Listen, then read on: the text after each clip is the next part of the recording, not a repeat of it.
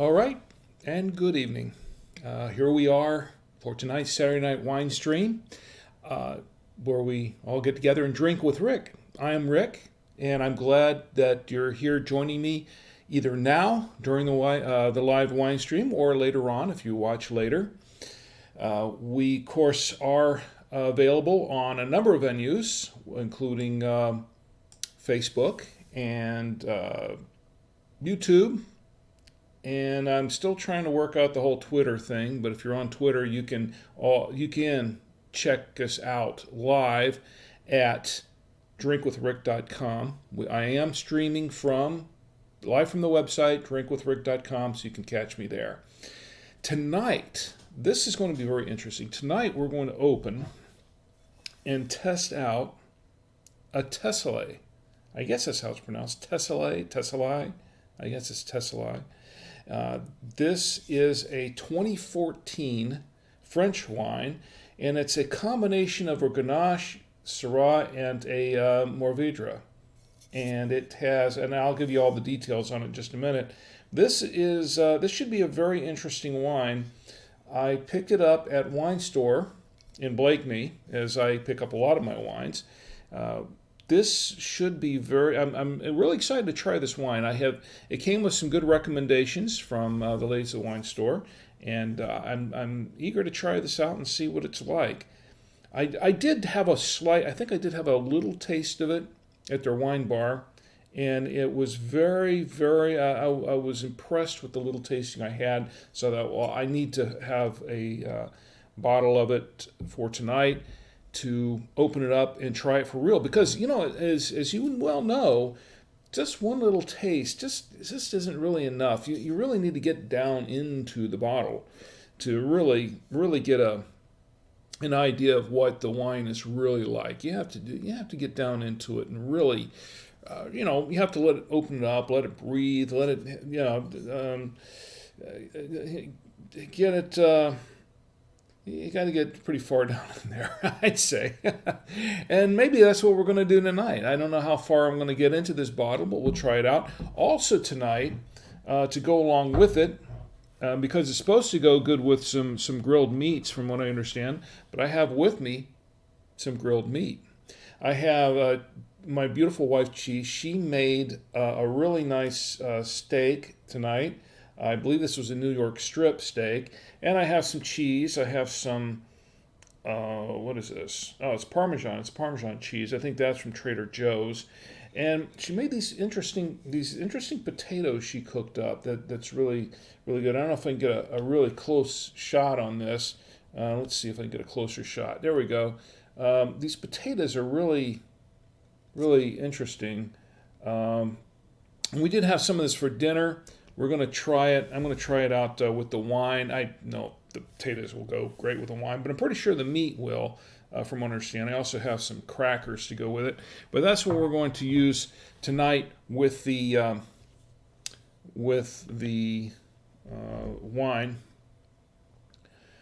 I was planning on doing a couple other things tonight, but I sort of kind of ran out of time. There are a lot of things going on, so I didn't really get to do too much prep ahead of time.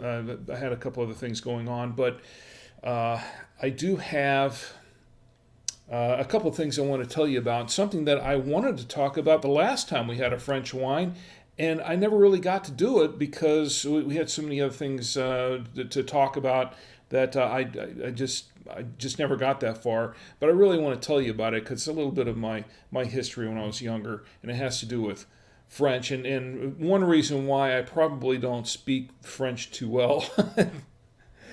Let's see who's joining us in the chat. Rob is with us in chat. Good to see you, Rob. It's great to see you. And my beautiful wife, Chi, she's in the chat. Hi, honey. It's good to see you there. And, I haven't really checked what's going on with YouTube yet. I'm going to check over here. I think we have not a lot going on with the chat and YouTube, although I have found that the Facebook chats are generally livelier. You get more participation there than YouTube chats. For some reason, people watch. I'll get people watching on YouTube, but not so much interaction in the chat. So I think a lot of a lot of people on YouTube just like to sort of watch passively. So then that's okay. That's fine. But if you can interact in the chat, definitely tell me what's going on with you. Tell me what you're drinking. Tell me what you're not drinking, and we'll all have a great time. So I'm going to open up this bottle in just a moment. Before I get started, let me tell you a little bit about this wine. This is a 2014 Lafage Tessellae, and it's a red blend from France. And let me pull up an image. I've got a photo of this one. There we go. This is the front of the bottle, and this is generally I purchased this for about $10 from Wine Store. It goes for, I did some checking online, and it goes for anywhere from $10 to $15, and I think mostly what I saw online was about 12 to 13. So that sounds about that's not a bad price point for a wine that I barely tasted it. So it tasted pretty good. So I was rather impressed with it, especially for the price point. So we'll see how good it really is when we open up this bottle. Let's see if I've got the back, a shot of the back of this wine here, this bottle. There we go. I'm going to read this. There's not much to read on here. This is an Eric Solomon European Cellars selection from EuropeanCellars.com. Tessellae old vines, very old vines. I think these, if I'm not mistaken, I think they're like, the vines are 90 years old, 70 or 90 years old. I have to double check that in just a minute. This is 2014. Grenache Noir is 50%, the Syrah is 40%, and the Mourvèdre is 10%. So it's just got a little bit of Mourvèdre in there, but the Grenache is pretty much the bulk of what's in this wine for this blend. It is 14.5% alcohol by volume in this 750 milliliter bottle, and it's bottled. This is bottled by Sarah Lafage, Famille Lafage, and it's from France. So we're going to, I'm going to be very excited to open this up and try it out. I do love French wines. I do like a good French wine. This, let's see if I got any winemaker notes on this. I looked up wine.com, and I'm not sure if this is exactly what I'm looking at here, but apparently these are, once again, yeah, looks like the same wine. 70-year-old vines. That's what they're saying it is. 70-year-old vines. That's what makes them old vines. And supposedly it has some hints of cherry and some earthy tones to it, and some spice and pepper. Well, we're going to find out. I'm going to open it up here, and we're going to find out just actually what's in this bottle of wine. And to open this bottle of wine, I have, of course, my trusty bottle opener that my wife purchased from an estate sale some time back for $5, and I know this costs a lot more than $5. And before I do that, I guess it would help if I got a little excited about opening this wine, didn't I? I've got to remove the. Boy, I was getting ahead of myself, wasn't I? I wasn't paying attention. I was so busy with everything else going on here. We've got this. We've got the foil off. All right, now I can use this, and we'll. Oh, I'm really excited to open this bottle of wine. It's been a whole 2 days since I've had any wine. No. Okay, let me move it around here in front so everybody can see. Open this up. It's a little awkward position for me. Here we go. And that's open. Let me get the cork out. It's a little awkward position. All right. Ow, that hurt. All right, we got that open. Well, smashed up pretty good, didn't it? All right, so we're going to let this wine breathe a little bit. And to help it breathe, I have my Veneto aerator. I'll get in there real good. There we go, so it doesn't pop out on me. And then, of course, I have to pour it to hold the wine. I have my Cooper's Hawk genuine crystal glass from Cooper's Hawk Winery and Restaurant in Orlando, and we're going to get a little pour here, see what it's doing, and oh, it has a nice color to it. It has a very nice color to it. Very nice clear red wine. And let me give it a good swirl. Let's see. Really good swirl here. And let's see what it's got. Let's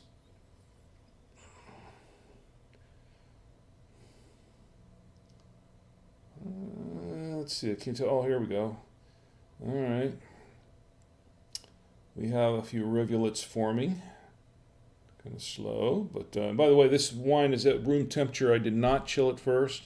I think that's fine. I don't think it really needs to be chilled unless you're going to, when I say chilled, I don't mean chilled for, like down to 45 degrees or something in the fridge. I mean, in a nice wine cooler, like something around 50, 53, 54 degrees.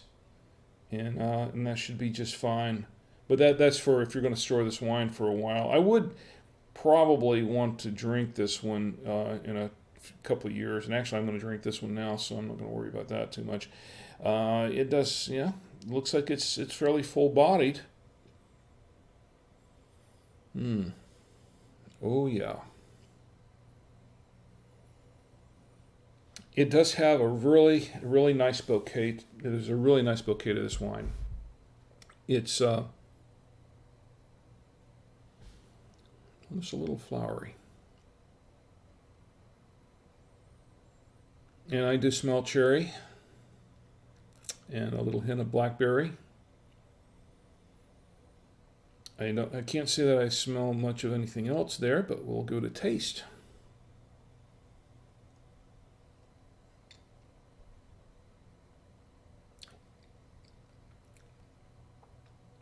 Oh, it's a very nice. It went down rather smoothly. It's very nice wine.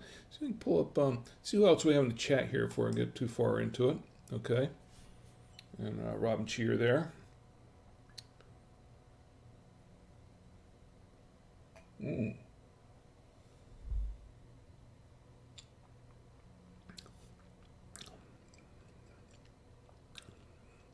Definitely the cherry. A few hints of blackberry. I think a little peppery. A little peppery. It's not.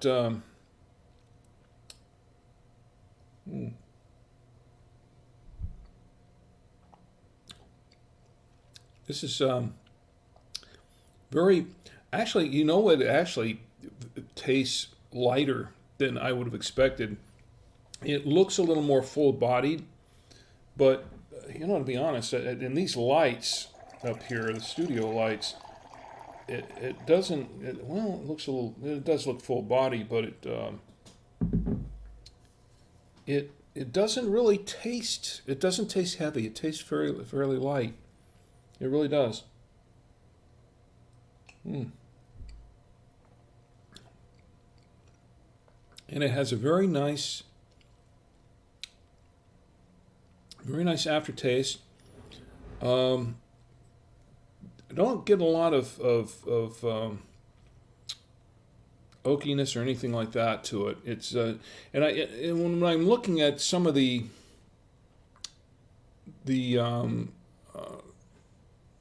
specs on this wine, it looks like it should be a little bit Should be a little bit more earthy than it is. I mean, it doesn't taste that earthy to me, really, and it says it's supposed to.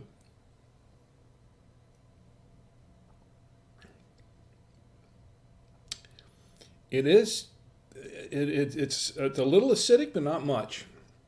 It tastes kind of fresh. When I'm fresh, I mean it's kind of, it has a little perky. It kind of tastes, I don't know, lack of a better word for the moment. It seems a little perky to me, and which is good. I like that. It's I guess perky's not really a wine term, I don't think, but that's my term, and I'm going to use it. I think it tastes a little perky. I taste a little bit of spice, and I taste a little plum in there. There's a little bit of plum, but I guess the word I'm looking for is tart. I guess a little tart, but I like this. I like this, and I don't think it's that. It's not really that acidic or anything. It's definitely. I'm not getting. There's not a lot of bite to this wine. It has a very smooth finish, and I like that. Now this, I think I've got some. I've got a little. Is there a little sediment in there? I think a little bit of sediment, not much. But this is a 2014 wine, I believe. So yeah, 2014. So I would expect some on the bottom. It has a fairly, it's not deep pit, but it's a fairly deep pit to it. I would say that you probably want to drink this within a couple of years. I wouldn't store this too long. As a 2014, yeah, might keep for a while.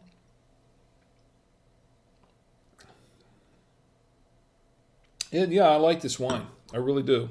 It's very good. I think this is kind of something you would serve at a party, but I think it would go pretty well with good grilled meats. And we're going to try that. We're going to try that out right now, and see what it goes. And before I do, let me check the chat. Gina's joined us in the chat. Hi, Gina. How you doing? It's great to see you. I hope you're doing well. And if you're just joining, oh wait, she's saying earthy is a good thing.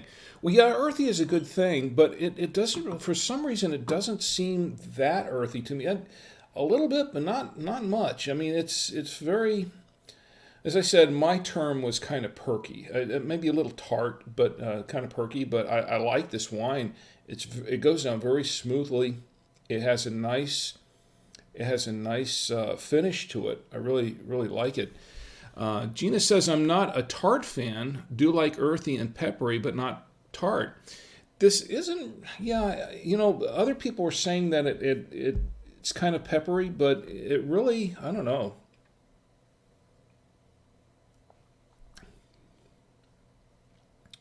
Yeah, a little twinge of peppery. Maybe that's what I'm.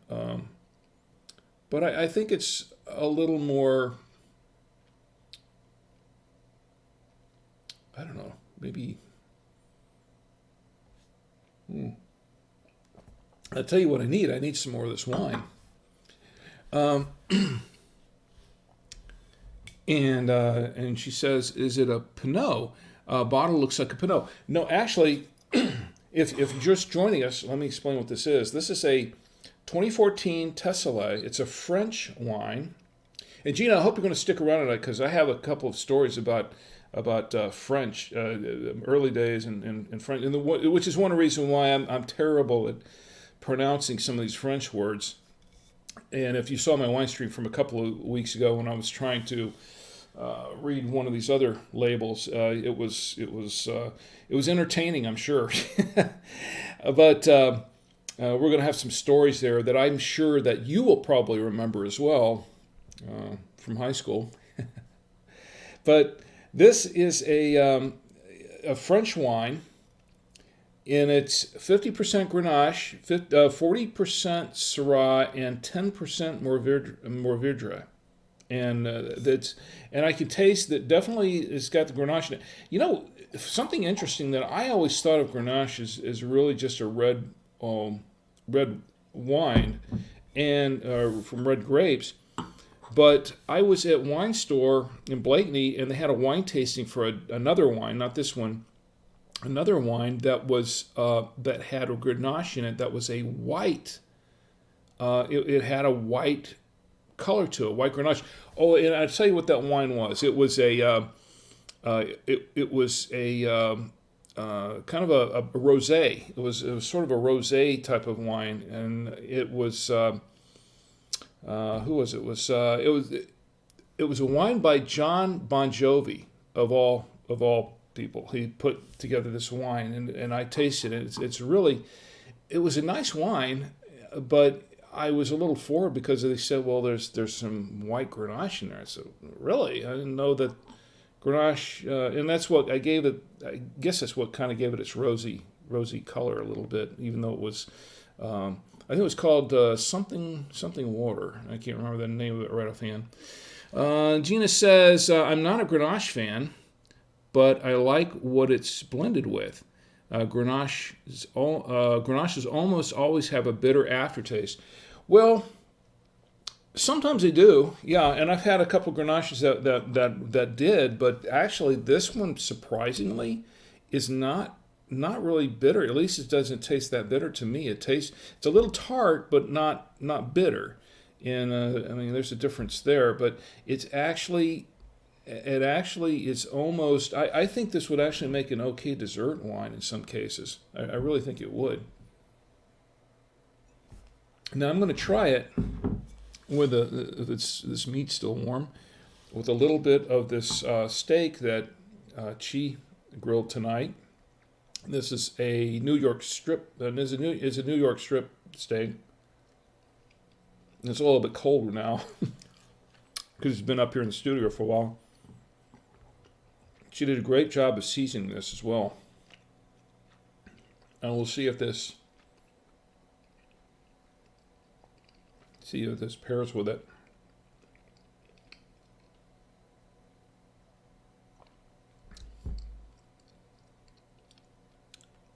It does bring out the flavor of the steak somewhat. It does bring out the flavor a bit, and I think it works pretty well. I think part of it's it does taste a little earthy, but it's not really overpowering or anything like that. It's just is very kind of light, earthy. But it's surprising to me that it looks full-bodied. And lots of times I'll drink a wine that's really full-bodied, just really looks dense, and I'll drink it, and it will feel, it will have that really, it'll taste, I don't know, for lack of a better word, heavy.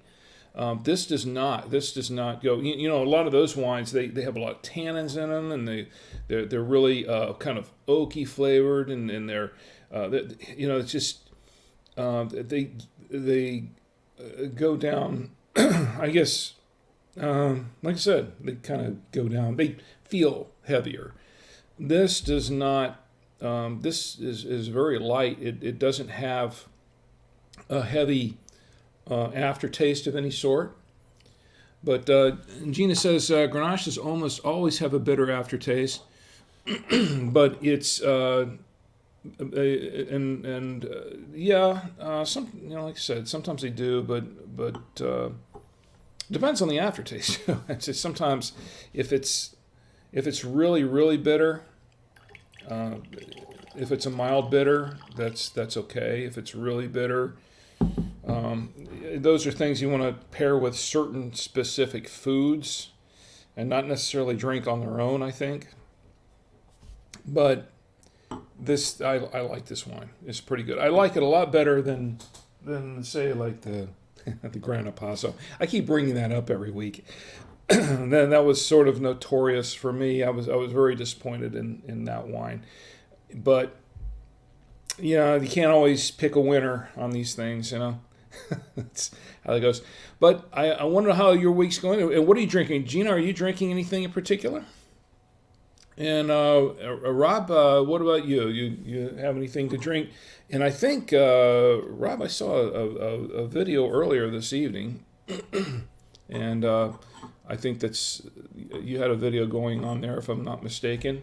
I caught just a little bit of it. I didn't have time to really watch a lot of it because there was so much going on, but it looked like it was pretty active Saturday night for everybody. And one of those things, I want to get to that right now, as a matter of fact. My friend and neighbor Mark Miller, who lives the Millers that live down the street from us, they do a house concert about once a month or so, and it's really cool to be able to live in a neighborhood where I can just just walk down the street and go to a house concert. And they do have some really, really good performers there. And they converted their whole backyard. Their whole backyard is converted into a almost like a stage, concert stage, and it's really cool. It's a really nice experience. And they're doing theirs tonight. I think they're actually probably wrapping it up right now. But they were doing one tonight. It was Mark's birthday this past week, and that's one I wanted to get to. I do a lot of birthdays and anniversaries and things here, and tonight, actually yesterday, I believe, it was Mark's birthday. Was it yesterday or Thursday? It was Mark's birthday, and they're doing their concert tonight and a birthday party. She made some things to take. She made a really nice fish. I think she made fish cakes and a really nice fried tomato, mozzarella kind of thing that I didn't get a chance to taste, but we took it down there. I didn't get to stay over there tonight because I had the wine stream going on here, and I didn't want to miss this. So, but I went down there for a few minutes, and they had a lot of people there, a lot going on, and I know that they were streaming part of the concert, so I caught a little bit of that. And I think the person they had in the concert was Jackie Henson, I think is what it was, who it was. And that looked like a pretty good concert. But they always put on a good show down there. And the coolest thing is they always have a nice spread, great food, a lot of wine, desserts, and things like that. And they do this outdoors when it's nice, and it was raining earlier today. Earlier today, it was really storming, and Mark was texting me and saying, "Hey, can you guys make it at night?" And I said, "Well, I've got the wine stream, but I'll try to be down there a little bit." But I said, "Are you sure you're going to be able to put this on?" Because it was 5:00, 5:30, and it was just pouring out. So we had over 2 inches of rain, and they had a flash flood warning going on in our general area. But my weather, they were saying it was 2 inches in South Charlotte, but I checked my weather. I have a weather station, and I checked my weather station down there, and it said 2.71, I think is what it was, or 2.47. It was well over 2 inches, and it was still raining. And I said, "Well, you sure you're going to be able to put this on?" And I think what they had to do is they had to postpone it just a little bit so things could dry up out there a little bit, and then they were able to put on the concert. So I'm glad they were able to put that together. Didn't want to rain on his birthday, on his parade, but he. It looked like when I left there, it looks like he was having a pretty good time. So that's. So I want to say, here's to you, Mark. Happy birthday. It's my friend Mark. Mark and Kathy, they also make their own wines, and they have been known to come by and spend an evening with us, and we'll drink wine. And he's brought over a couple bottles. In fact, I still have a bottle downstairs that I was supposed to open actually last year. It was a dessert wine, and I was saving it. I was saving it for a special occasion. And he was telling me, no, you really need to open that bottle because it really wasn't meant to be stored too long. And I still have it because I've been waiting for the right occasion to open it up, and because I don't want to drink alone. Plus, it's kind of special. I mean, if a friend of mine's making wine and they have a bottle that they give me as a gift, I'm really not inclined to really open it per se. It's something I want to save. It means something to me. It really does. My brother Tony, when he passed away in 2006, before he passed away, he used to make his own wine. And when I went up to visit him, he had a bottle of red and a bottle of white for me, and he said, "Well, these are pretty much the last bottles of each that I have, and I wanted you to have them." And I was really touched by that, but I still have them. I've never opened them, and I think Gina's told me before. He says you don't really, or Penny, my sister Penny, one of the two, told me that you don't really want to open those bottles because they're probably not drinkable anymore. But I wasn't good. I didn't really want to open them anyway because it was like his last bottle of red and his last bottle of white, and it's just they're keepsakes. So I keep them in the bottom of my wine cooler, and I keep them there. And I know that there's really no point in keeping them in my little wine cooler cellar, but if I'm never going to open them. But I do it anyway. It has a certain special meaning for me, and it's just something that I want to keep for posterity, because that's it's wine my brother made, and that's kind of special to me. So, and I'm a kind of person that it's difficult. It is difficult for me to collect wine. It really is, because I will collect wines, or I'll try to collect wines, and I'll wind up at some point opening them up because I do want to try them, or I have a special occasion where here's something special, I want to open it up, and then all I have left is the bottle because we drank it, and it was a wine that really was meant to be kept and to be stored and to be saved for to be collected, and it's part of a collection. And some of them were kind of pricey wines, and so it's not easy for me. It's not easy for me to collect them. It isn't, because I have the tendency to want to open them and drink them, but.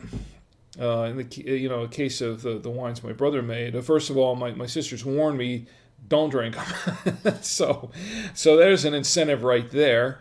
But the second reason is because that's just those are wines that I want to keep always, as a reminder, as a memory of my brother. Anyway. I got a little bit off track on that. I don't have any other birthdays to celebrate. I had this bottle, and I was thinking, well, I really want to celebrate some birthdays, but Mark's was the only one there to celebrate. In fact, I'll toast you again, Mark. I know I toasted Penny and Tom on their anniversary last week or two, but I don't have any other anniversaries that I know of coming up that to toast. So I'm a little bit at a loss for toasts and birthdays. But we do have some birthdays coming up. I checked ahead, but they're not coming up towards the end of the month. So I guess I'll just have to wait until then to do any more toasting. I wanted to talk about French wines, and we've talked about French wines before, and as you know that I'm really terrible at butchering the French language, and I'll have to say that French wine I love French wines, and as much as I love Italian wines, and wines from Argentina and wines from a lot of other places, Australian wines. I do like a lot of Australian wines. Although they all seem to taste, a lot of them seem to taste the same. They all seem to be very, very citrusy. A lot of the Australian wines seem to have sort of a citrusy taste or citrusy tones to them. A lot of them do. At least all the ones I tasted seem to. But I do like a good Australian wine. French wines, though, they're there's something about a good French wine that I think that you pair with some really rich food, and it goes really, really well. You get some rich food like a steak or something like that, or a lot of rich. I think there's some French wines that would go good with dishes with a lot of rich sauces to them, and they seem to pair pretty well with those. And I think that's because one of the things that I've read about and that I've heard from other wine aficionados and wine experts is that you really try to pair the wine up with the food from that region. And I think that's really where it goes really well. Like Italian wine goes better with Italian food because the grapes that are grown in that region and the wines that they make from that region really sort of are designed to pair with the foods that come from Italy or that are made in Italy, that sort of thing. Same thing with French wines or German wines or wines from any particular country. That the wines themselves tend to that come from that region tend to pair better with the types of food that are grown and prepared in those regions. And I found that there is some truth to that. There is definitely some truth to it. So, and I like some French foods.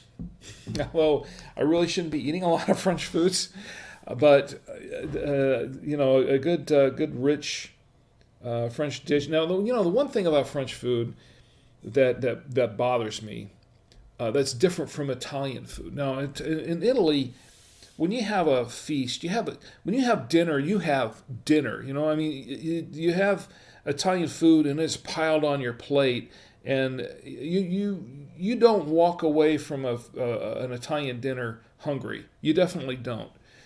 In France, it seems like all the meals I've ever had that were French dinners, French meals. First of all, they're very expensive, and second, they go for the look. They go for the aesthetics with the food. It's like I get a plate of a little bitty piece of meat and a little bitty, a little garnish and a little side dish, and it's you get this huge plate and this little bitty piece of food, and that's not really how I like to eat food. I like to kind of dig into the food.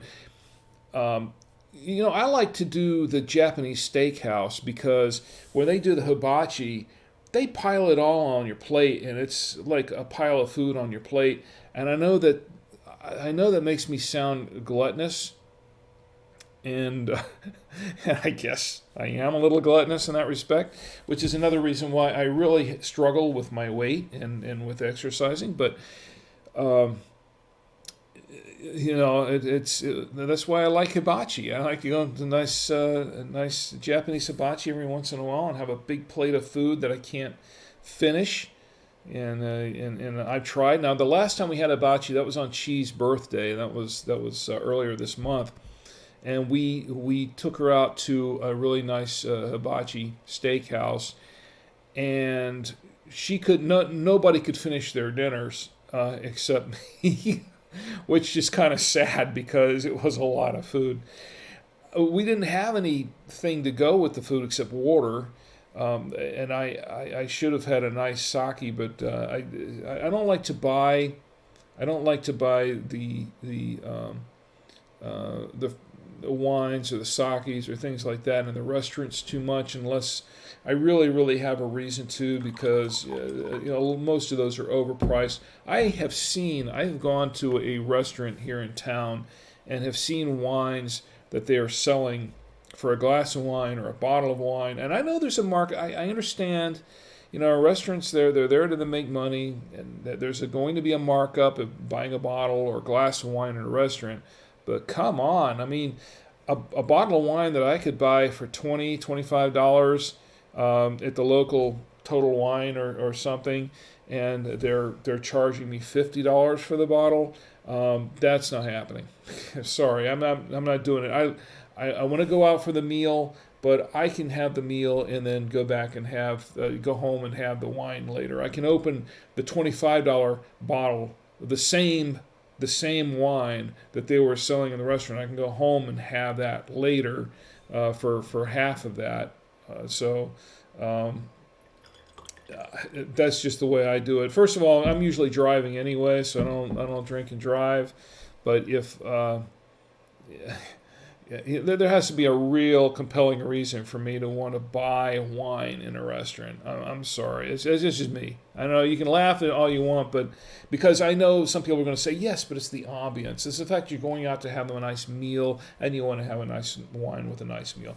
Yeah, I get that. I really do. It's just okay. Maybe I'm cheap. I don't know. Yeah, I know. I do know. She would call me cheap. But I don't consider it cheap. I consider it prudence. I mean, why should I pay $5 for a little glass of wine like this when I can go home and have a whole bottle of wine that's the same wine that maybe was $20 a bottle, and I could have the whole bottle if I want, and it's 4 glasses of wine, and it's usually if I'm buying wine and by the glass, it's usually more than $5 a glass, more like 6 or 7.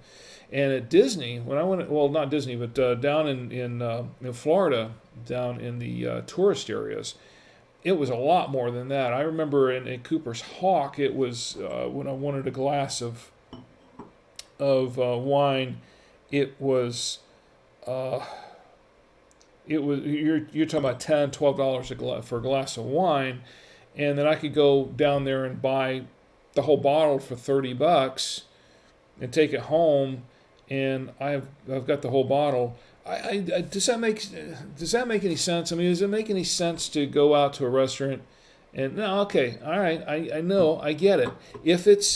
If you're having a nice dinner, if it's a special occasion, and money's no object, and you're not really concerned about it. Okay, yeah, $10 for a glass of wine.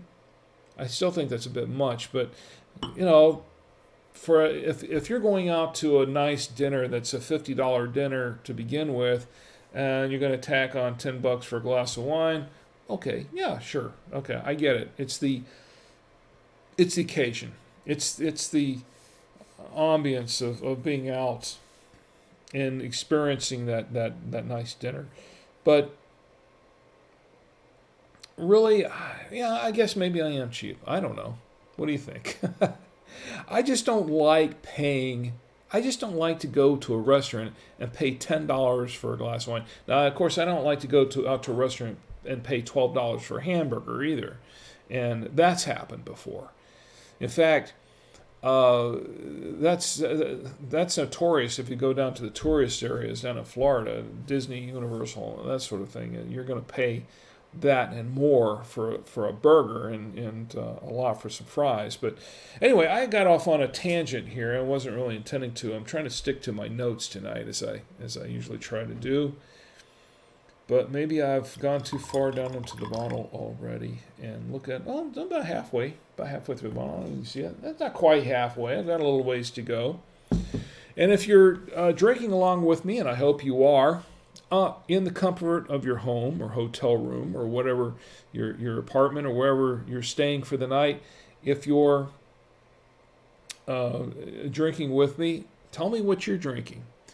And I hope it's something really good like this. I really do. I like this wine. I know, Gina, I know you're not a fan of Grenache, but I think this is something you might like. It's not too much of anything. It's not really bitter, I don't think. A little tart, but not overpowering. Now I do like tart. Okay, I do like tart, but I don't think this is too bad. I don't think this is over the top. But I'm not drinking enough. And the more I drink, I think the more I like this wine. Now, I am starting to taste the peppery tones a little more.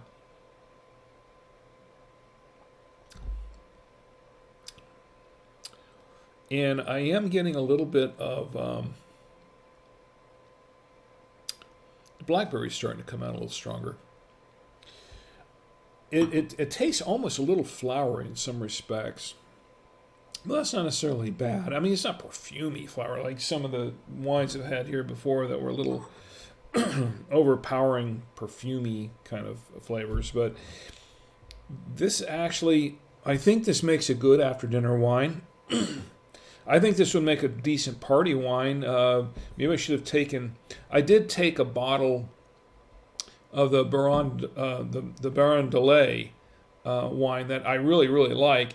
I gave one to Mark as a gift tonight at his party, and it's for a couple of reasons. One, because it's a personal favorite of mine, and second, because there are very few of these left. Now, this is the backstory on that Baron Delay. Is that it was supposed to, from what I understand from the folks at Wine Store, they got that shipment, and it was actually supposed to go somewhere else, and they wound up getting it, and they got a special deal on it, special price that they passed on to everybody because it was something that they couldn't really, I guess they couldn't return it or anything like that. So what they did was they took it and they marked it down to a special price, and it was like I want to say it was like a $20, $30 bottle of wine, $30 bottle of wine, and they were selling it for like I think it was $7.99, $8.99 a bottle. I don't remember now because I bought so much of it, and it's maybe it was $6.99, but they only had that one shipment, and they only have a few bottles left, and I wanted to make sure. I really liked the wine. In fact, we opened it up at a previous wine stream. I tasted it, reviewed it, and I thought it was really good wine. So I wanted to get some more, but I was trying to get a couple that I could save, and I kept drinking through them because it was a bottle of wine. Oh, there's the Baron Delay. I'll open that up. Oh, that's my last bottle. So they only have a few bottles of these left, and they weren't going to have any more because it was just that one-time purchase. So I went down this past week and got a couple more, and I've got one that I'm saving for me for a special occasion, and then the other one I wanted to give to my friend Mark because that's something that you're not going to run across every day. And I figured he'd like to have a nice bottle of wine that just isn't that, that isn't found everywhere. So I'm going to have a little bit of water here first because as I've heard before, you have some water in between a glass of wine. And that prevents you from having any wine headaches, any problems later on. It's a good trick. It works. It's worked for me. So that's why I keep a bottle of water handy. So, where was it going? Oh, yeah, French wines. Anyway, so I've had a pretty... See how far off I've gotten with my notes. And what time? Oh, man, it's almost 12 o'clock, and here I am. I'm not even halfway through the notes I have. So, this Tessellae, once we're drinking this Tessellae, it's a Grenache, Syrah, and Mourvedre combination, and it seems to be pretty good. It's that combination, Gina. It's that combination of Grenache and Syrah in there that I think makes a lot of the difference. The Mourvedre is and we've had a couple of wines with Mourvedre in them before. Let's see, what was the last one? I think it was I want to say it was the Domaine de Genasse, or maybe it was the Tradition. I don't remember now. It's starting to kick in. Well, in one of those two wines, it had the Mourvedre in there, and I was really impressed with that. It actually had a nice touch. It made a difference in the blend, but I think this is blended pretty well. I like it. I'm going to have some more of it, a little bit more of it. And anyway, so I was trying to, that's what it was. It was the Genache, it was the Domaine de Genasse, and I was trying to read the label and everything else on the label, and had a difficult time doing it because the French was very, very Frenchy. It was very French. And I had a really tough time with it, and I was a little embarrassed almost because it was that bad. But and I shouldn't have. I shouldn't have because I took a year of French in high school. And the thing is about the French class in high school, I really enjoyed French class. I really did. In fact, of all the classes that I took in high school, I think there were only 2 classes that I actually liked taking during my 4 years in high school. One was a film class, and the reason that I enjoyed the film class, it was a filmmaking class, and that's what I was really heavily into at the time. And there was another reason for it too, and that was because the previous year I had helped the teacher. We said, well, we had a film club going that year, and the teacher that we had teaching under the class, he was really into film too, so he helped sponsor the film club. And he said, well, what if we had a film class? What if we offered a film class in high school for the next year? And I said, that would be cool. He says, would you guys be interested in helping me to get that, set up to maybe we can do one, maybe we can offer one? And we said, great. So we at the school, we talked to to them at the school, principals, vice principals, whatever. We got this film class organized for the next year, and essentially I sort of helped bring about this film class that happened. Well, that was one class that I really enjoyed, that I really aced, and that really probably helped me graduate. The other one was French class. And French class was a little, the reason I enjoyed it for different reasons. And mainly because the teacher that we had for French class, he was actually a pretty cool guy, but he was French. And I'd had him a couple of years prior to that when he was teaching algebra. I think it was geometry, algebra. I can't remember the class it was, but he was teaching a math class, and I was a real cut up in that class, so I gave him a little bit of a hard time. Well, a couple of years later, we had to take a language, a foreign language. So I chose French, and lo and behold, he was the one teaching the French class, and I think that was his time to sort of get his revenge. Although he was a pretty nice guy, and people gave him a really hard time because he was French, and they gave him a really difficult time. But he was actually a pretty cool guy, and I took the French class, and then my sister Gina, she took French class as well, and she took it in a different period from me. And Gina, I don't know if you're still listening. I'm sure you'll recall some of this, and correct me where I go off on this, because my memory is not what it used to be, especially after I've had half a bottle of wine in me. So anyway, so French class was now I don't know about Gina.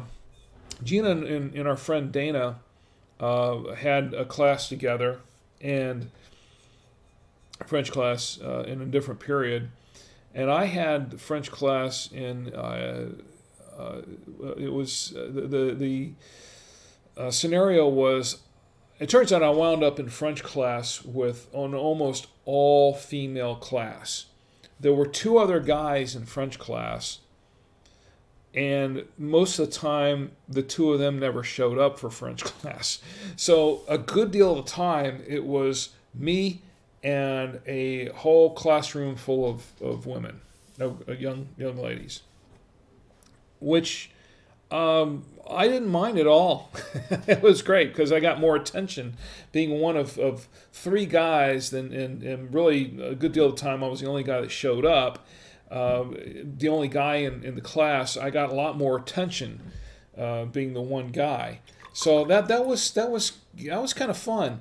And I have to say that I didn't really learn a whole lot in French class about the French language. I tried, but it was very distracting because there were so many young ladies in French class that I was able to share the class with, and often we would pair up with a number of them too, and we'd get in groups and work on different projects in French class. And let me just put it this way: I had a great time in French class. In fact, when I on my graduation day, there was a young lady that had apparently, I was completely unaware of this, that she had taken a liking to me in French class that I was unaware of, and I mean, she was nice, and I liked her. She was a very nice girl, and she was an exchange student. But I had no idea that she was interested in me until the last day, and she showed up at my graduation to see me graduate, and that kind of floored me because I had no idea. I really had no idea. But anyway, the French class was fun, but once again, I didn't learn a whole lot. Now, what I did do, the teacher did allow us to work on projects. We had one particular project that we had to make. We had to make a short film in French, and which was that was right up my alley because that's what I was into. And Gina and Dana, they had it in a different period, but the teacher allowed the three of us to work on the project together.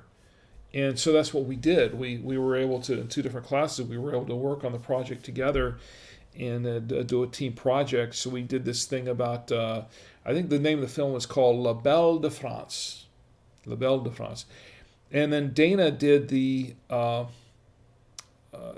we shot this little film, pictures of France and things like that, and then Dana did the voiceover where he had to. We wrote this little script, and then he had to read the script in French, and which was very interesting. Turned out it was, and I still have that film. It's on Super 8. It's on a Super 8 sound film. It's about 3 minutes. And we did ace it, as I recall, right, Gina? We did ace that project.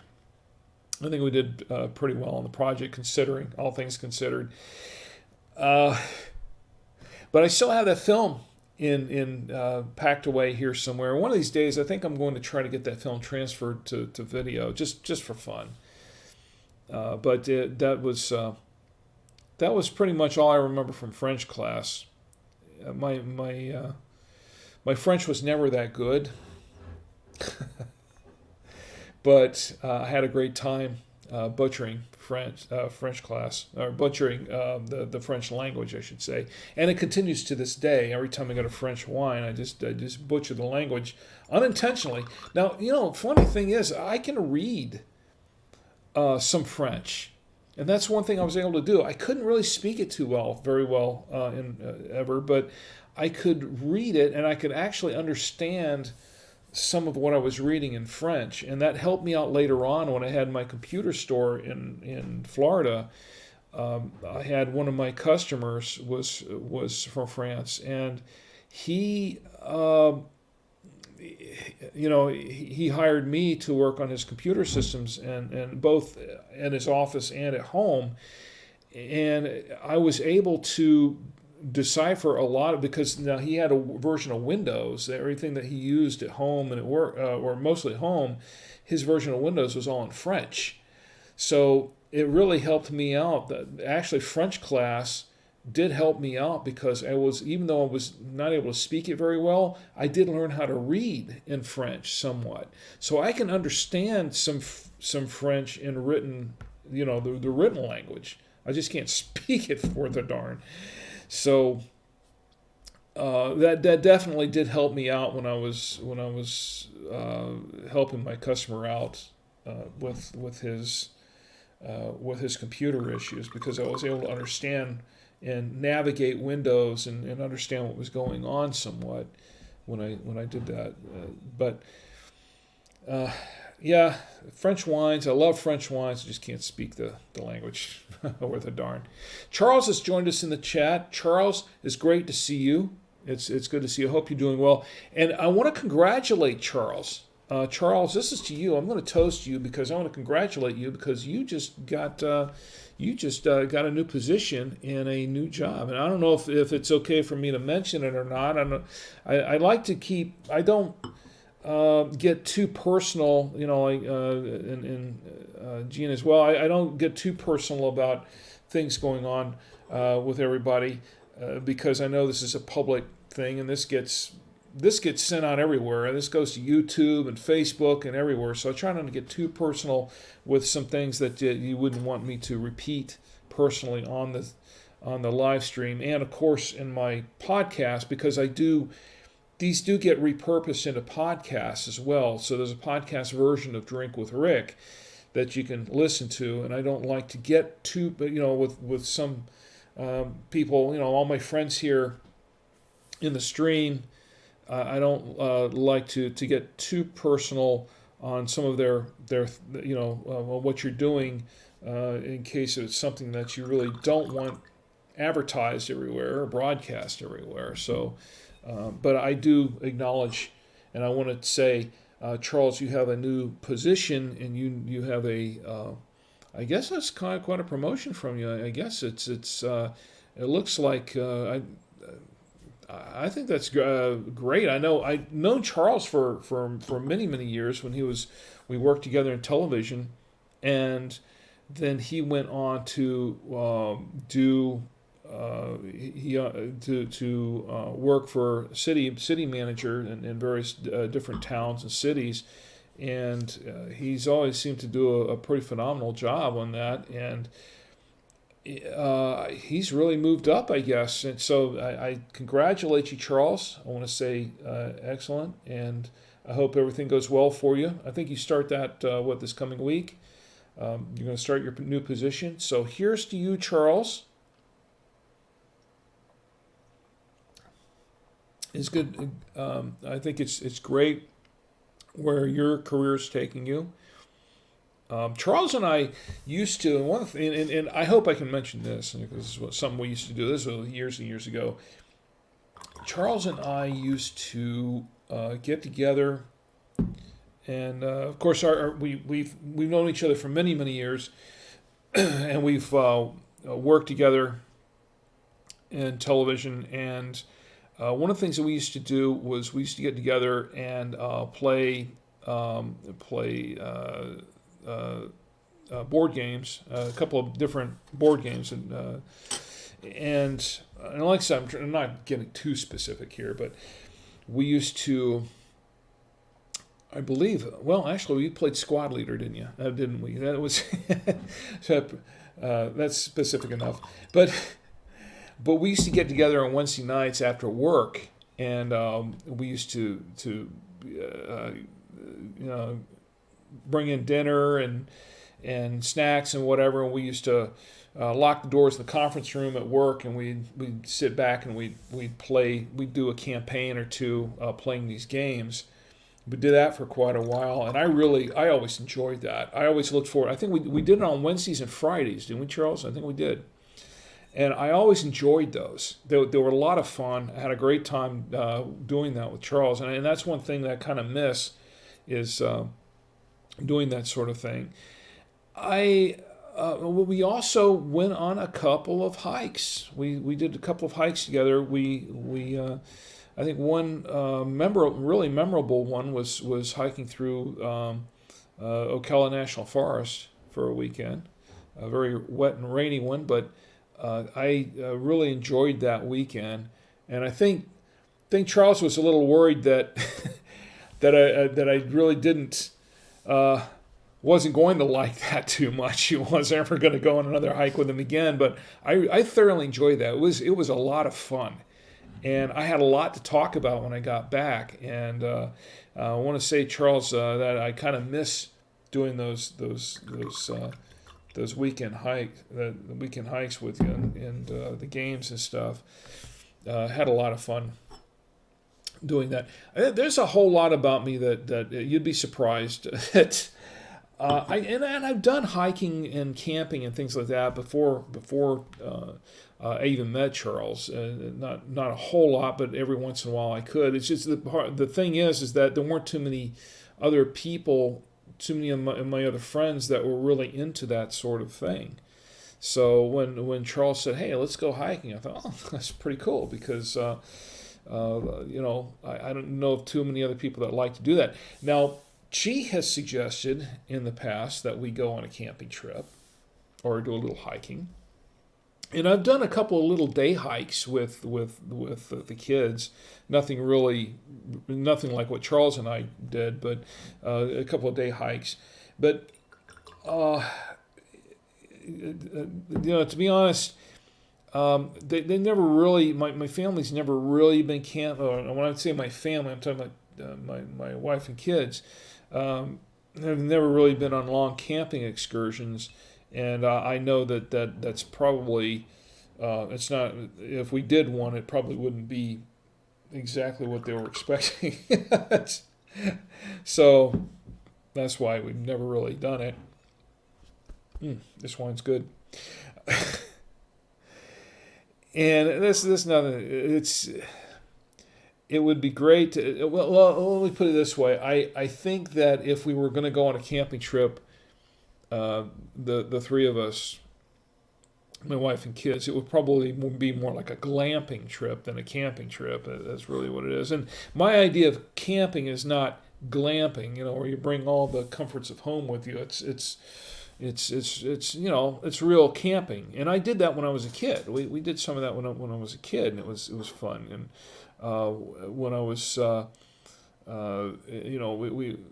I was involved in a church group there, we do some weekend camping trips like that. No, it's really camping.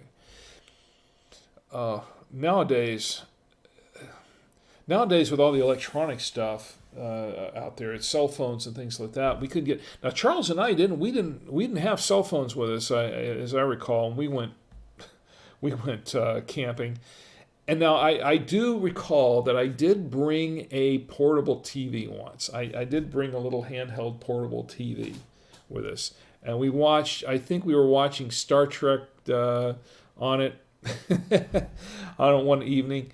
And that was as high tech as we got with that. The rest of the time it was really not that. And admittedly, I did bring a little portable TV with me. It was a little handheld one. But back in those days, we really didn't have cell phones and things like that. Anyway, what we probably should have brought along were some two-way radios. Now, for full disclosure, of course, I work for a company that sells two-way radios, and that's a big deal with campers. That we sell a lot of two-way radios to people who are into camping and hiking and hunting. As a matter of fact, I wrote an article just this past week about using two-way radios in the mountains when you're going hiking in the mountains, and the best, because somebody asked me in the forums, they said, well, what's the best two-way radio for using in the mountains, and which is not an easy necessarily, it's not a cut and dried answer to that really, and I'm not going to get into a long thing about it, but it got me to thinking, and as a matter of fact, I was kind of thinking about Charles when I was writing this article, because I was thinking, Charles and I we didn't bring any two-way radios with us when we went hiking. When we went on our weekend hiking trips, we never really did that. Although looking back, I'm thinking that we probably should have. They would have come in handy, and it wouldn't have been too high tech, and we probably should have brought some with us. I just never really thought to do that.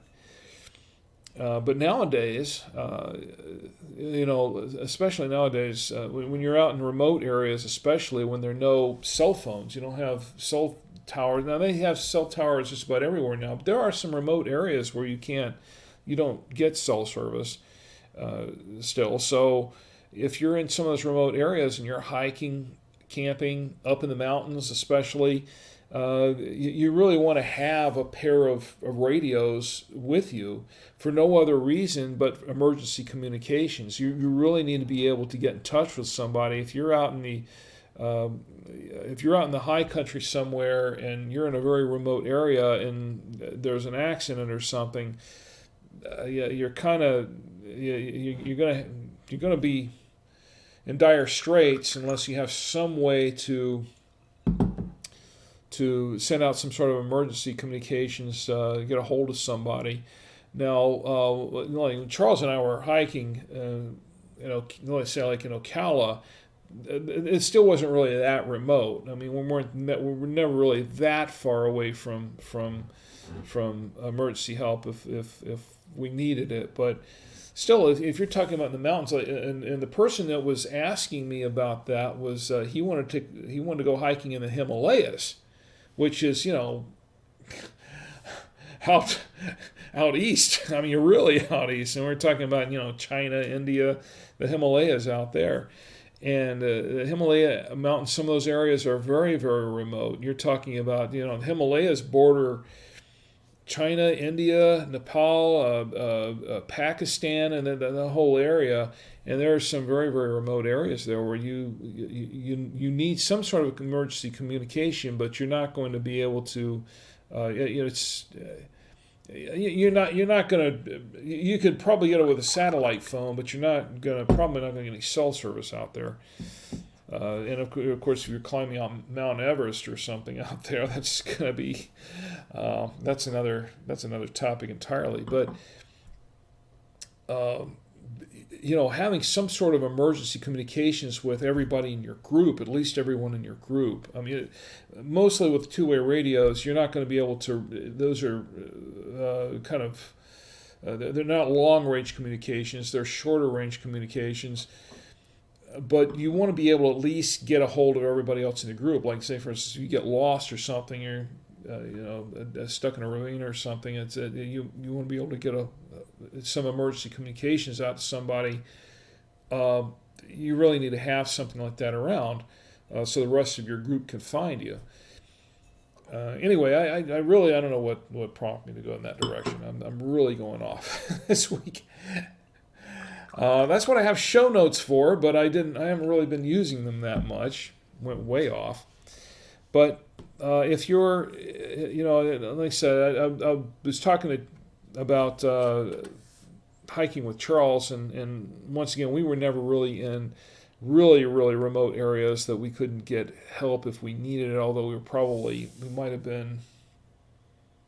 taken us a mile or two to get to some help, or for some help to get to us.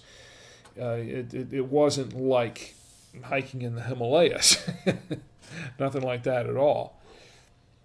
So, yeah, if you're going to be going on hiking trips, camping trips, things like that these days, I understand about bringing cell phones and things like that, and the whole point of hiking is that you're supposed to get away from the technology, more or less. But you really want to have something for emergencies. You really want to have some sort of emergency communication. So the logical choice would be to bring along some two-way radios, which is fine. That's fine. And these days, two-way radios are, you got the weather channels in them. First of all, if you're out in the middle of nowhere, I'm digressing again, but Charles, you're still watching here. You remember that we had a really wet, rainy weekend and a lot of storms coming up during the weekend. We could have used some weather forecasting out there. We were in the middle of the forest, and we got caught in a couple of those storms, at least one of them in particular. But if you have the radios with you, the two-way radios, if you have one that has NOAA weather channels, NOAA weather alerts, same technology, that kind of thing, same stands for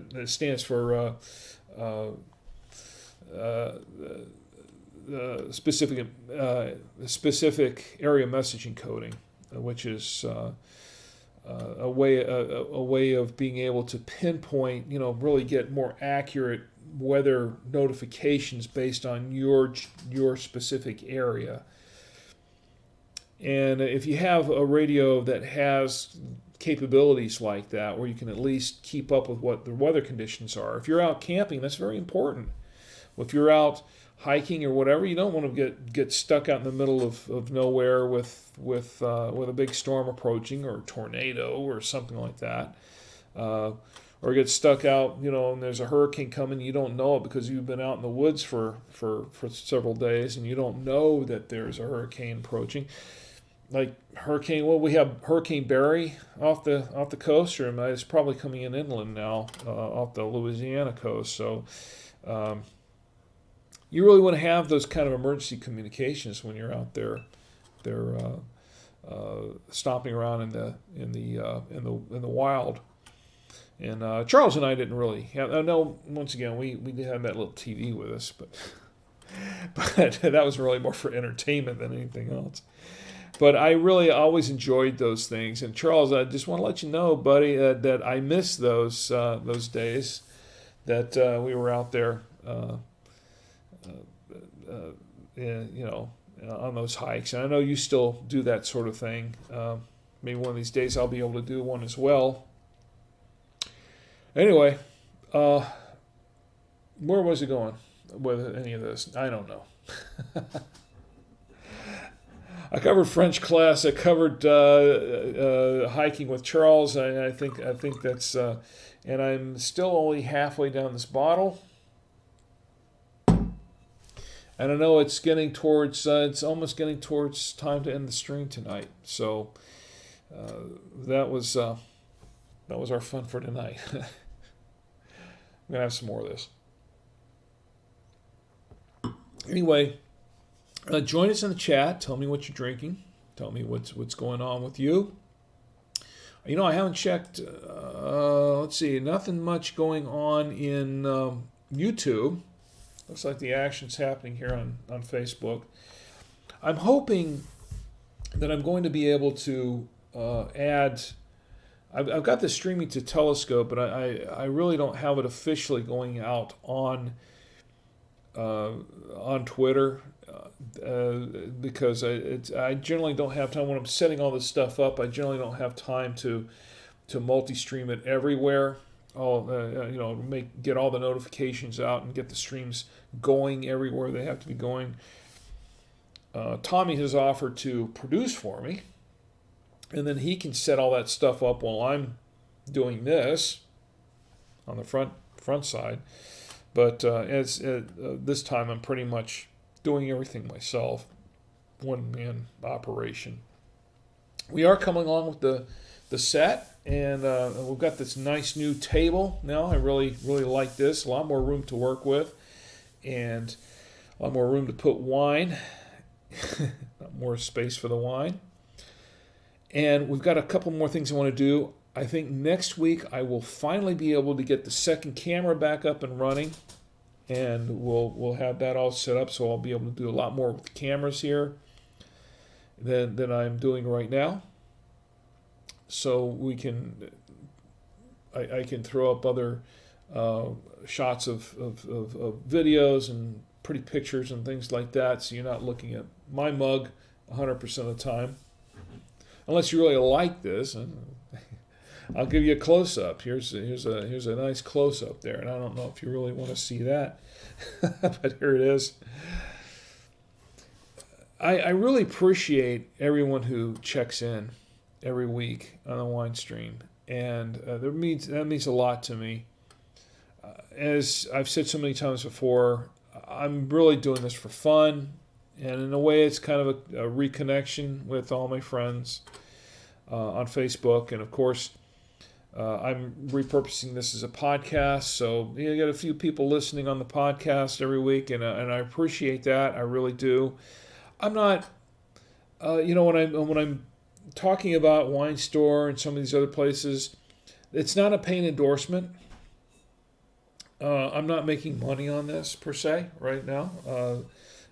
Well, not per se. I'm not making any money on it at all, really. I'm drinking wine. I'm spending all the money I'm spending is on wine. I'm not uh, really, I'm investing something into this, and there are a couple of reasons I'm doing it, but mostly because it's something I can do on Saturday nights.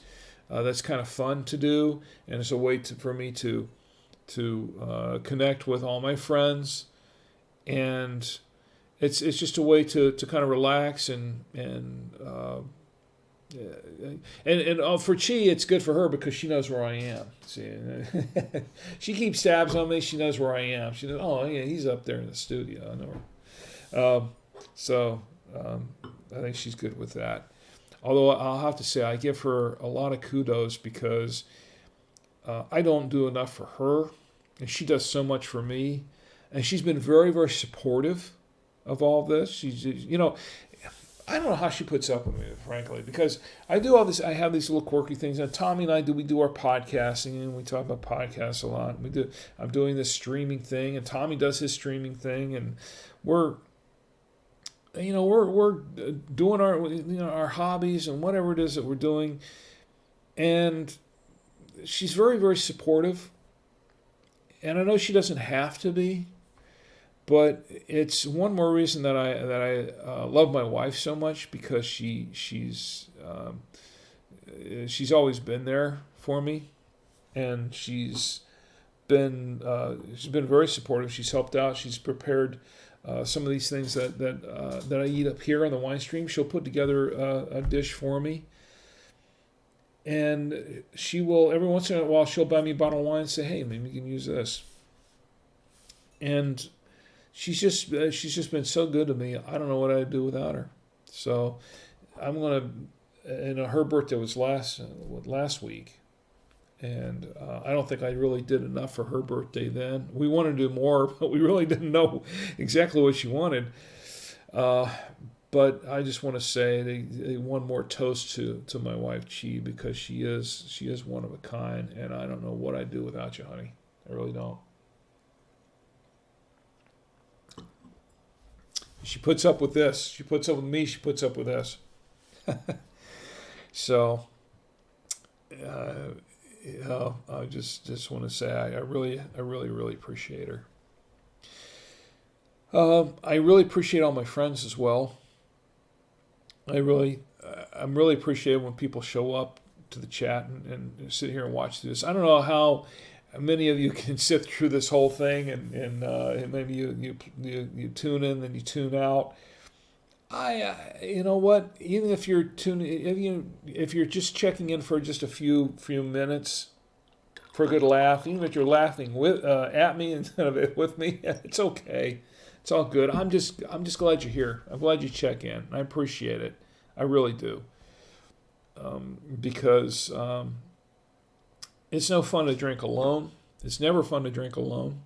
I know people who do it. It can be kind of depressing.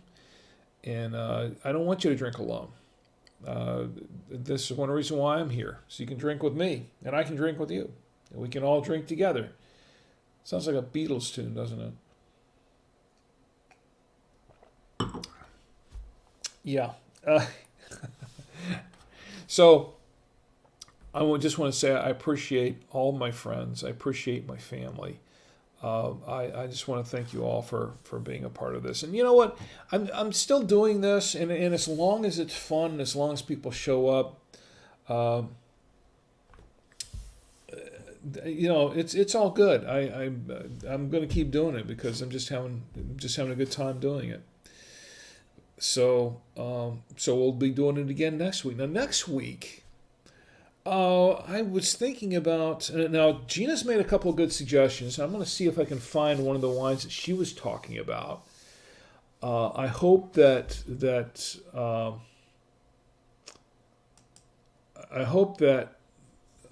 I can find it, because, and it's not too expensive, because I try to keep the price. Here's one of the things. I try to keep the prices.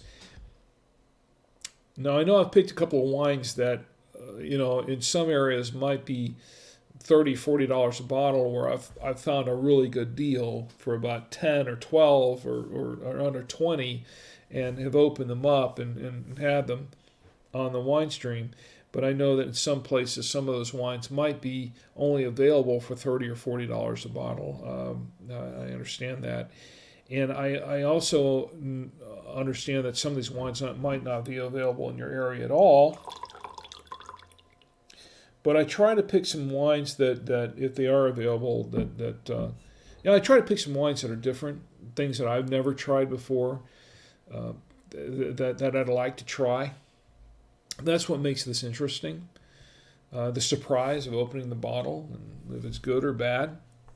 So, if you have a wine that you've tried that you've liked, you can suggest to me. No Mad Dog, okay? No $2 Chuck. I got this stuff here. No, the one I don't have the Mad Dog.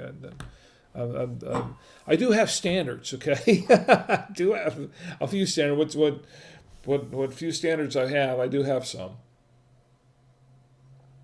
But what I'm looking for is wines that I'm trying for, decent wines. You don't have to be, definitely, I don't have a kind of a budget unless I set up a Patreon account and I can get donations and get people feeling sorry for me because I've never tried this wine before. And they can donate. I don't have anything like that set up, so I try to keep it, around, and $20 a bottle. Also because I know if they're only available in your area for about $40 a bottle or $50 a bottle, and you would like to try one, but you don't have $40 or $50 to spend on a bottle of wine, I try to keep that in mind. So that's why I try to keep the prices on some of these wines, the ones that I've tried, I try to keep them down somewhat. So I try to go with wines that are anywhere between $5 and $20 a bottle. It's kind of where I like to kind of keep my spend. That way, if I buy one for $20 a bottle and it costs you $30 a bottle, a little pricey, but it's not like I would get a $20 bottle of wine and it costs you $50 and you can't try it because it's out of your budget. So if you have a $50 bottle of wine that you want to suggest to me, chances are I'm probably not going to go for that. One, because that's a little out of my budget, but two, because if I try it and I'm saying, oh, this is recommended, I'll try this wine, you try this wine. Notice I keep pouring this. Yeah. But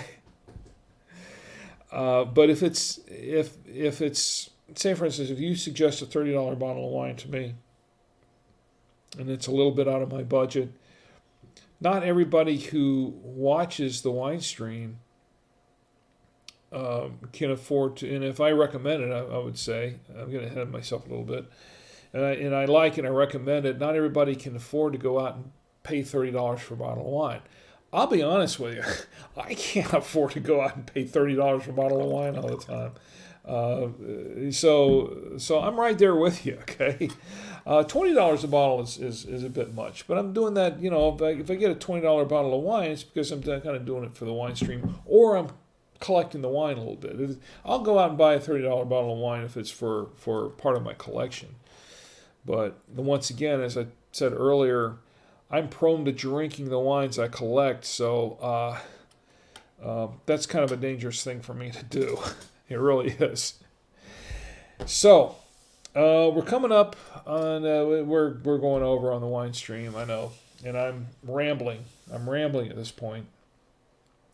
But I just wanted to mention, first of all, that I have been doing a little reading on the Wine Bible, and the Wine Bible was written by Karen McNeil. She's she's won just about every award here in the United States on wines that you can win for a wine aficionado, and she basically wrote the definitive book on wine, the Wine Bible, or Wine Bible, and I actually have it available on it's available on Amazon. I have a copy of it on my Kindle. I've been reading through it so far. I'm really impressed. I really like. I've learned a lot. I'm continuing to learn a lot about wine. And if you want to learn a lot about wine, want to learn more about it, that I think I can highly recommend that book as the definitive source for wine, for learning about wine.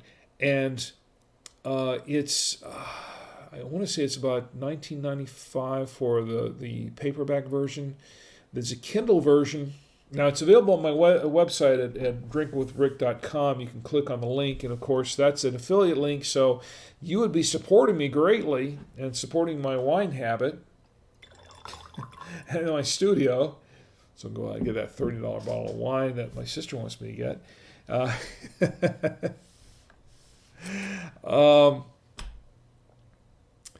You can help. That would be supporting me if you went to drinkwithrick.com and purchased a copy of the wine bottle, the wine Bible. I've had too much of this bottle, right? The wine Bible. Now I'm not saying do that. I'm just saying that if you really want to learn more about wine, this is a good book. I can recommend it because I'm reading it. I have a copy of it. I'm not going to recommend something that I wouldn't try myself. And I have a copy of this. Now, I will tell you that if you have Amazon Prime, you can get a free version of the Wine Bible on the Kindle for $0.00. And I won't make anything on that. If you click on that and go there and get the Kindle version, I won't make anything but that's okay. That's okay. What I'm saying is that if you're interested in it and you have Amazon Prime, get the Kindle version. Definitely get the Kindle version. I'm all for free. I'm all for free stuff. Hey, I do a whole show. Tommy and I do a whole show on free stuff. So I think that's good. More power to you on that. That's fine. But I would say that's a book I can recommend. That is. It really is. And if you're interested in this, the Veneto Wine Lover set, which I have the rest of it down here, and one of these days I'm going to get out the rest of it. We're going to put it all together and review it all. But I really do like this aerator. This one piece right here was worth the price, and that was $19.99.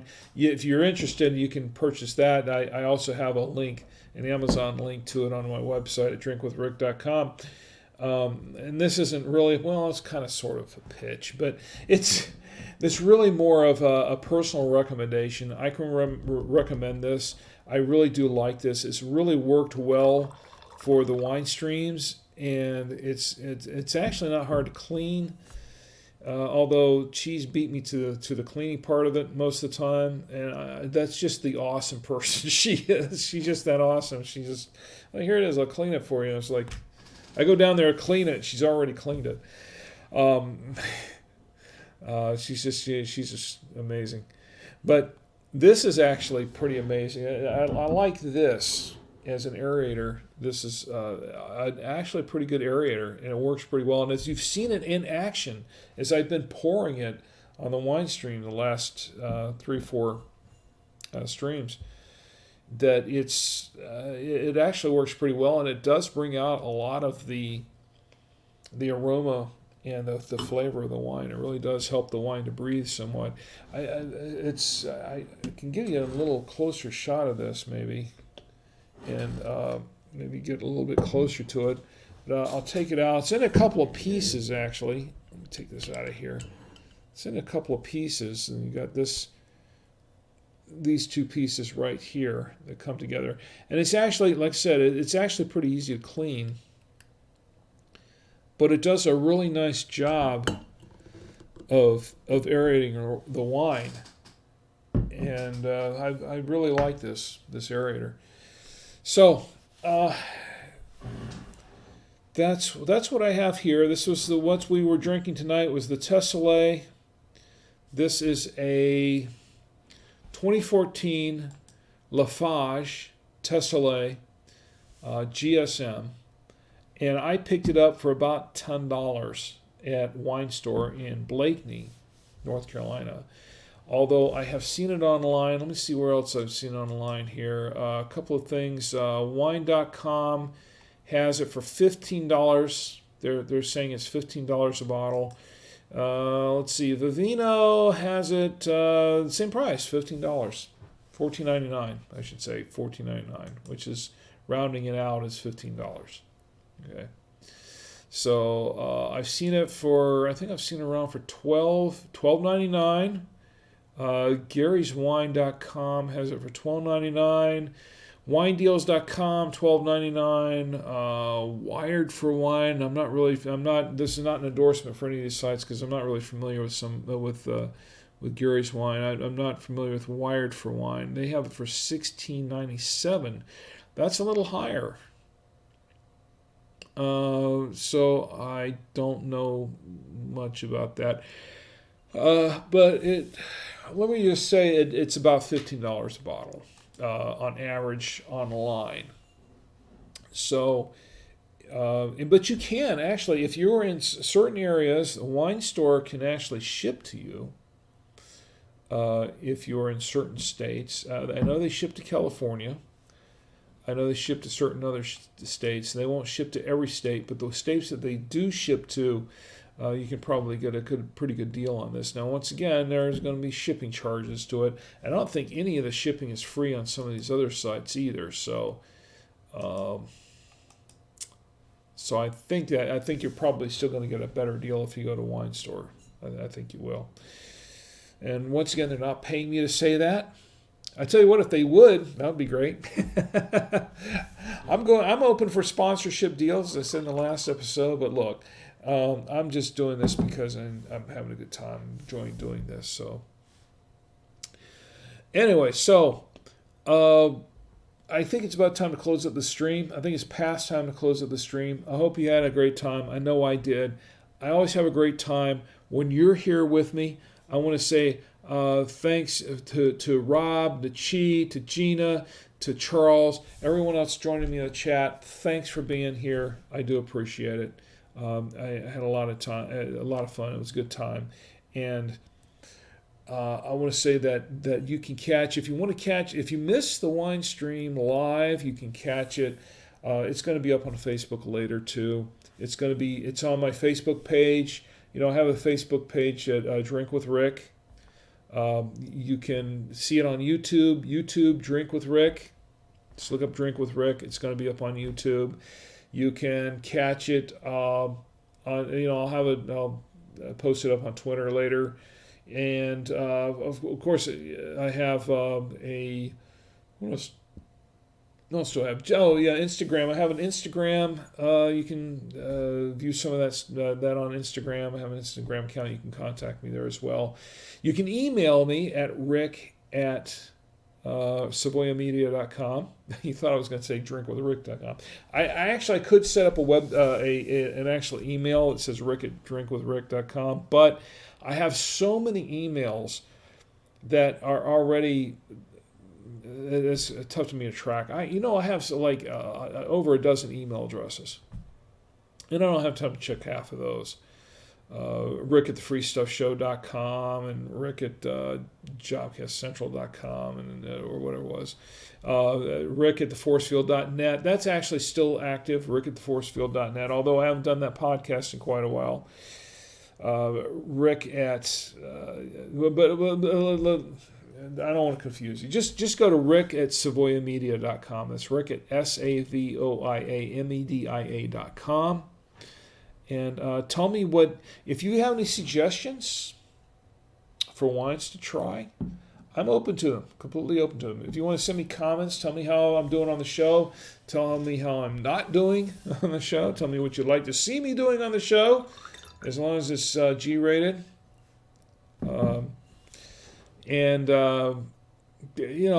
Just talk to me in general. I welcome your emails. You can also fill out a form at drinkwithrick.com. There's a contact page. You can click contact me from that form at drinkwithrick.com, and I'll respond there. I'll respond there as well.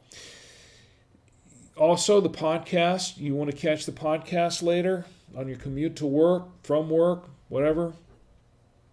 You can't drink with Rick while you're on the road, but you can listen to Drink with Rick while you're on the road, on your commute.